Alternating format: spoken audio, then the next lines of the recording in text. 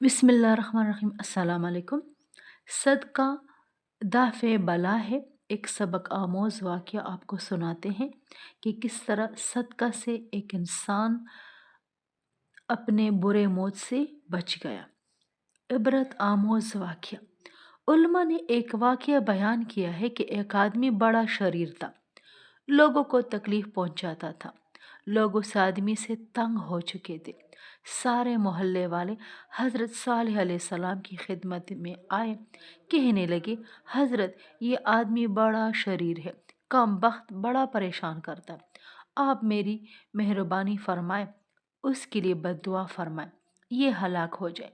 आपने फरमाया, अच्छा तुम वापस चले जाओ, मैं इसको समझाऊंगा और अगर बद्दुआ करनी होगी तो बद्दुआ करूंगा। तो वो वापस चले गए, मुतमईन हो गए। फिर कुछ दिन गुजर गए, वो आदमी हट्टा खट्टा ठीक ठाक से है और कोई भी इसको तकलीफ नहीं है। वो लोग फिर वापस आए और कहने लगे, आपने वादा फरमाया था मैं इसको समझाऊंगा, बद्दुआ करूंगा, तो ये तो बिल्कुल ठीक ठाक है।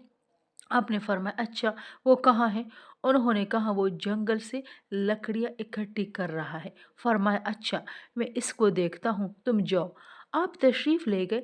जंगल में देखा, वो लकड़ियों का गट्टा जमा करके सर पे रख आ रहा है। करीब आया तो आपने फरमाया, ये लकड़ियों का गट्टा नीचे रखो। उसने नीचे रख दिया। फरमाया, एक बात तो बताओ, इन 2-3 दिनों में तुमने कोई अच्छा काम किया था?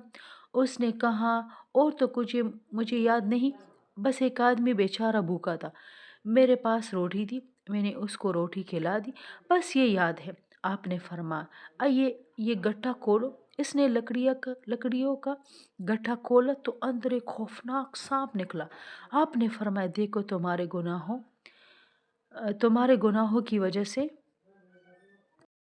अल्लाह ताला ने तुम्हारे लिए ये तैयार कर रखा है। अगर तुमने सदका ना किया होता तो ये सांप तुम्हें डस लेता, अब तुम मर चुके होते। अल्लाह ताला ने तुम्हारे सदका की बरकत से ये आफत तुमसे टाल दी।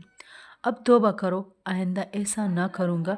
उस आदमी ने सच्चे दिल से तौबा की, माफ़ी मांग ली और आपने वादा किया कि आइंदा लोगों को नहीं सताऊंगा। तो आप अंदाज़ा करें कि एक रोटी खिलाने से कितनी बड़ी आफत और मुसीबत टल गई।